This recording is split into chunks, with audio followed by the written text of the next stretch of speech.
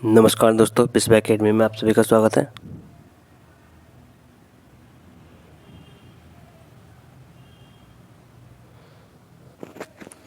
दोस्तों हम लेकर आए हैं आपके लिए हिंदी।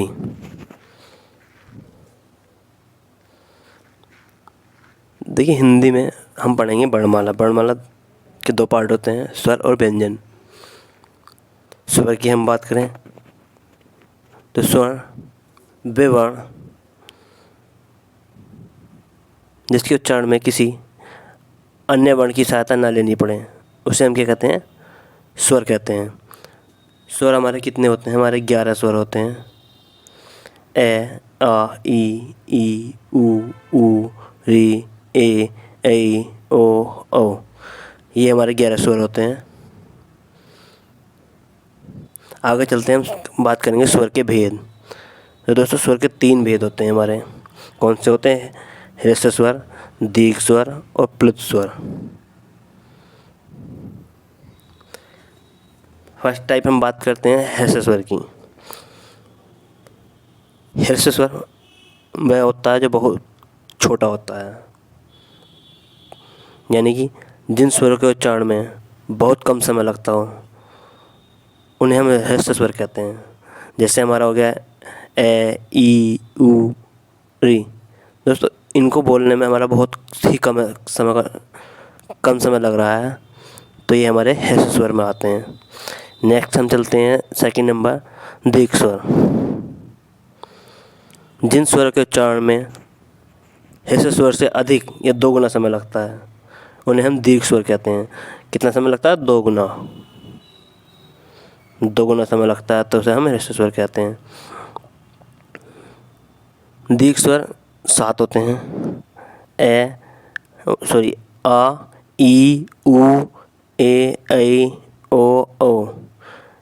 ये 7 हमारे दीर्घ स्वर में आते हैं। नेक्स्ट चलते हैं हम प्लुत स्वर।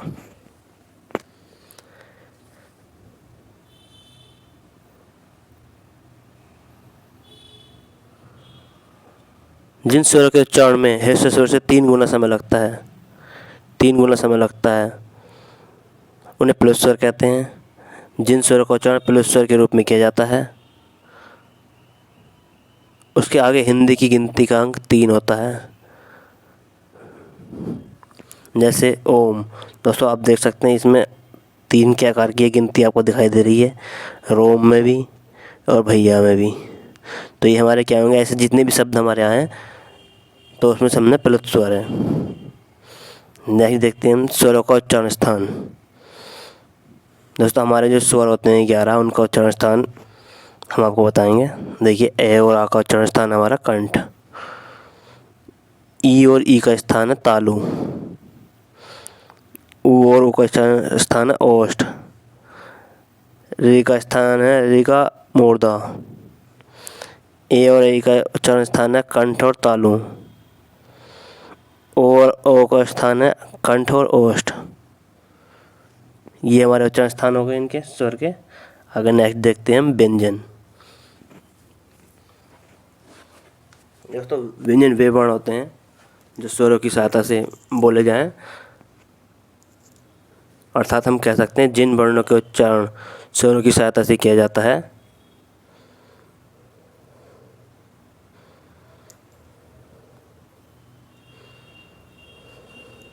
जिन वर्णों का उच्चारण स्वरों की सहायता से किया जाता है तो हवा कंठ से निकलकर मुंह में रहकर बाहर आए, उन्हें व्यंजन कहते हैं। यानी सीधे शब्दों में हम कह सकते हैं वे वर्ण जो स्वर की सहायता से बोले जाते हैं, स्वर सहित। हिंदी में मूल व्यंजन 33 होते हैं। इसके अलावा 4 संयुक्त व्यंजन होते हैं। टोटल हमारा व्यंजनों की संख्या 39 है, 39।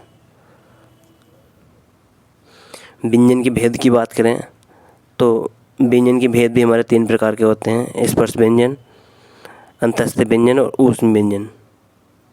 स्पर्श व्यंजन की हम बात करेंगे जिन व्यंजनों का उच्चारण करते समय हवा कंठ, तालु, मूर्धा, दंत, ओष्ठ का स्पर्श करके मुख से बाहर आती है, उन्हें हम स्पर्श व्यंजन कहते हैं। इनकी संख्या 25 होती है। क्या से मैं तक, जिसे हम 25 वर्ण कहते हैं। इस पर व्यंजन को 5 भागों में बांटा जा सकता है। देखिए चार्ट बनाकर आपको दिखाया गया है इसमें। पहला वर्ग होता है कै चे टे ते पे, ये 5 वर्ग हैं। इन 5 वर्गों में इस पर व्यंजन को बांटा गया है। क्या वर्ग में आता है कै खे गे घे अणे, इनका उच्चारण स्थान कंठ होता है। च वर्ग चे छे जय जय झे ये, इनका उच्चारण स्थान तालु होता है। ये हमारा तालु आता है यहाँ पे। टे वर्ग टे ठे डे ढे अणे, इनका उच्चारण स्थान हमारा होता है मूर्धा। ये ते वर्ग ते थे दे धे ने, दोस्तों इनका उच्चारण स्थान होता है दांत। पे वर्ग पे फे भे भे में, इनका उच्चारण होता है ओष्ठ। ये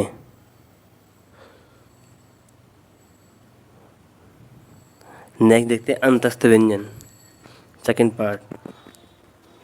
जिन व्यंजनों का उच्चारण स्वर व्यंजनों के माध्यम से होता है उन्हें अंतस्थ व्यंजन कहते हैं। जिन वर्णों का उच्चारण स्वर और व्यंजनों के मध्य होता है उन्हें हम अंतस्थ व्यंजन कहते हैं।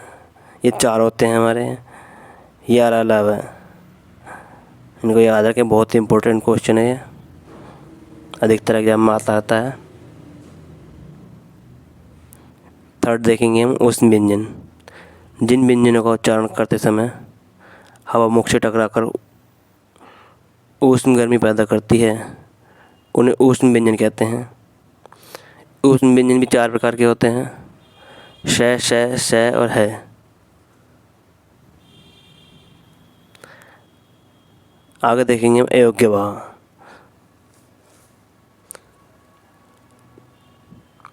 अयोग्य वाह का अर्थ है ए के योग से जो अर्थ बहन करे उसे हम अयोग्य वाह कहते हैं।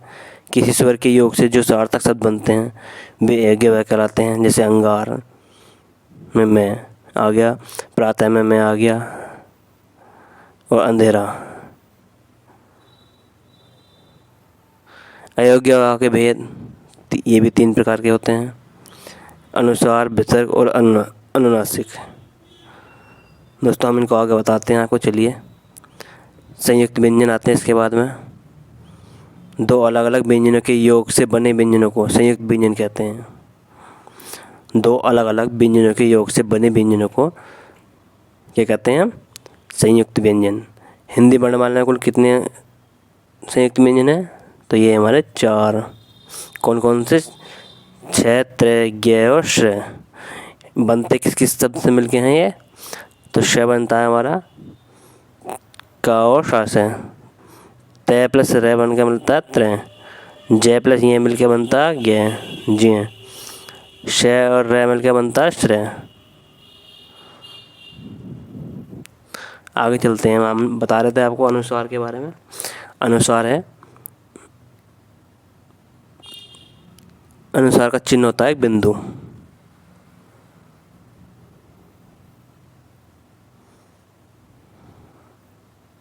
ये एक पॉइंट होता है अनुस्वार का। जैसे हंस में आ गया, ये बिंदु आ गया, अंश में आ गया, कंस में आ गया। इस प्रकार के जितने भी हमारे वर्ण आते हैं सब अनुस्वार कहलाते हैं। अनुस्वार का उच्चारण नाक से किया जाता है। सेकंड आता है हमारा विसर्ग। विसर्ग, विसर्ग का चिन्ह होता है हमारा ये 2 बिंदु। जैसे प्रातः, नमः, अंत आदि इस टाइप के शब्द आते हैं हमारे, उन्हें हम कहते हैं विसर्ग। पार्श्विक व्यंजन लेंगे इसके बाद हम। पार्श्विक व्यंजन होते हैं हमारे ले। ले का उच्चारण करते समय हमारी सांस जीभ के बगल से होकर जाती है। दोस्तों जैसे हमारी ये जीभ है, जब बोलते हैं तो हमारी सांस जो इधर से निकल जाती है, तो इसको कहते हैं हम पार्श्विक व्यंजन।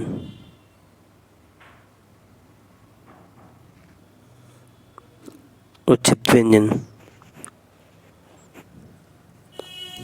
ड और ढ उच्छिष्ट व्यंजन है। इन वर्णों के द्विपृष्ठ ताड़नजात व्यंजन भी कहते हैं। इनका उच्चारण करते समय हमारी जीभ तालु को छूते हुए एक झटके के साथ नीचे की तरफ आती है। आगे चलते हैं हम। दंतोष्ठ्य व्यंजन। हिंदी वर्णमाला में ब को दंतोष्ठ्य व्यंजन कहते हैं, यानी कि ब का उच्चारण स्थान जो है दंतोष्ठ्य से है, इसलिए इसको दंतोष्ठ्य व्यंजन कहते हैं। नेक्स्ट आता है हमारा काकल्य व्यंजन। हिंदी वर्णमाला में ब को दंतोष्ठ्य व्यंजन कहते हैं। हिंदी वर्णमाला में है को काकल्य व्यंजन कहते हैं। जैसे हिंदी वर्णमाला में ब को दंतोष्ठ्य व्यंजन, इसी प्रकार है को काकल्य व्यंजन कहते हैं, क्योंकि इसका उच्चारण स्थान कंठ से होता है।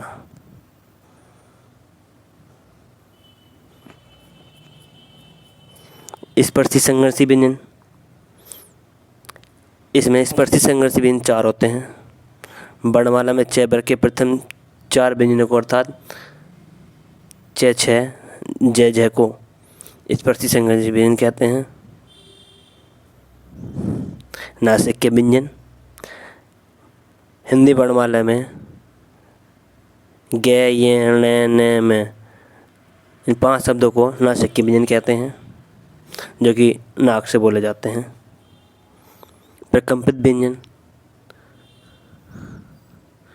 जिन व्यंजनों का उच्चारण करते समय जिह्वा 2-3 बार कंपन होती हो, उन्हें प्रकंपित व्यंजन कहते हैं।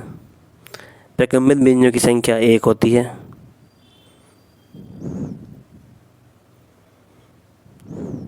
कौन सी होती है? र को हम प्रकंपित व्यंजन कहते हैं। देखिए दोस्तों, ये हमारा वर्णमाला का चार्ट है। हमने आपको बताया, एक बार फिर से रिवीजन कर लेते हैं। वर्ण कितने होते हैं हमारे? 2 प्रकार की होती है वर्णमाला हमारी, स्वर और व्यंजन। स्वर होते हैं हमारे 3, ह्रस्व स्वर, दीर्घ स्वर और प्लुत स्वर। टोटल स्वर कितने होते हैं हमारे? 11। व्यंजन की बात करें तो ये 3 प्रकार के होते हैं, स्पर्श व्यंजन, अंतस्थ व्यंजन और ऊष्म व्यंजन। व्यंजनों की संख्या होती है टोटल 33। आगे देखेंगे, ये आगे स्वर का चार्ट। जीभ के प्रयोग के आधार पर स्वर कितने प्रकार के होते हैं? अग्र स्वर, मध्य केंद्रीय स्वर और पश्च स्वर। सेकंड पार्ट देखते हैं, मुख द्वार खुलने के आधार पर विव्रत, अर्धविव्रत, संवृत और अर्धसंवृत। दोस्तों, इसी के साथ धन्यवाद। वीडियो अच्छी लगी हो तो लाइक, शेयर एंड सब्सक्राइब ज़रूर करें।